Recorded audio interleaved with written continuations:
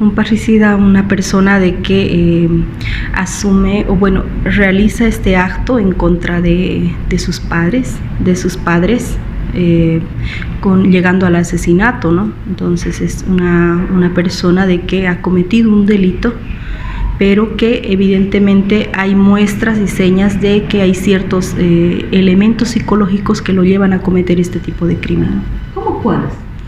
Por ejemplo, hay personas que ya muestran rasgos psicóticos, por ejemplo, que van en contra de la integridad de su padre o su madre. ¿Esto se puede evidenciar desde temprana edad?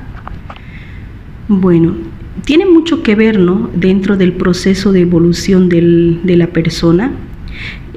Cuando son menores, por ejemplo, hay ciertas actitudes que van tomando los niños o conductas que van demostrando en su diario vivir que pueden llamar la atención, ¿no?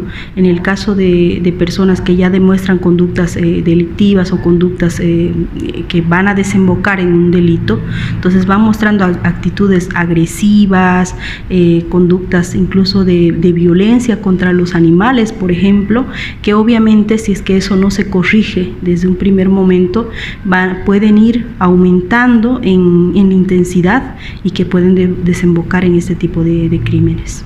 Claro, obviamente la ayuda viene especializada, ¿no?, de psicólogos o psiquiatras, ¿no?, que pueden contribuir de mejor manera a que el menor o el adolescente pueda de alguna manera ir trabajando sobre este tipo, porque viene a raíz de cuadros de agresiones vividas o traumas vividos ya con anterioridad. Entonces que hay que identificar el núcleo del problema para a partir de ahí trabajar sobre la conducta. Es posible porque el ser humano en sí es un ser social, entonces evidentemente muchas de las conductas, muchas de las interrelaciones que tiene el ser humano están vinculados también con el entorno social, los amigos y lo que él ve, ¿no?, en su entorno. Entonces tiene mucho que ver y esto en su vida personal y cómo va a afectar sus emociones, sus conductas dentro del plano familiar o también dentro del plano social, ¿no? Entonces es importante prestarle bastante atención a lo que sucede fuera también del hogar y cómo esto se va a ir reflejando dentro del hogar,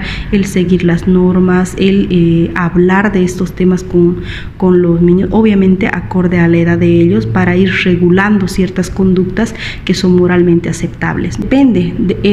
Va a depender mucho del tipo de caso.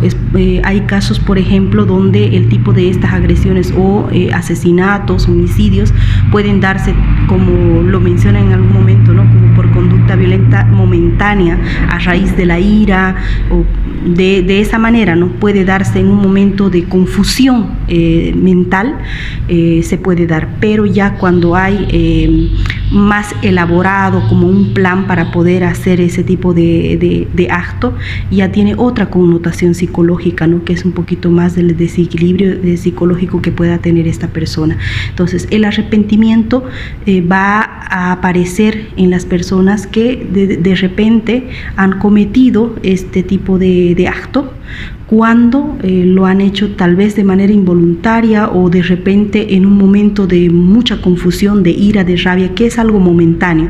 Pero si no aparece este arrepentimiento, entonces ya podemos de alguna manera sospechar de algún desequilibrio psicológico también, un rasgo psicótico dentro de esta persona que ha cometido el crimen. Prestarle mucha atención a los niños. Prestarle mucha atención, ver cómo se desenvuelven, cómo es la conducta de los niños, y si nosotros notamos algún rasgo de agresividad que vayamos a notar en nuestros hijos, es el momento de explicar y ver que tomen la vía siempre de la conciliación, del entender a la otra persona, un poco de empatía para que ellos vayan trabajando sobre eso, ¿no? Y no validar, porque muchas veces sucede que como padres, cuando vemos a un niño que le está pegando a otro, a veces lo miramos con alegría o con un poco de risa, entonces validamos la conducta agresiva del niño y no trabajamos en de que estos niños realmente busquen otros mecanismos que no sea la agresión para resolver sus conflictos.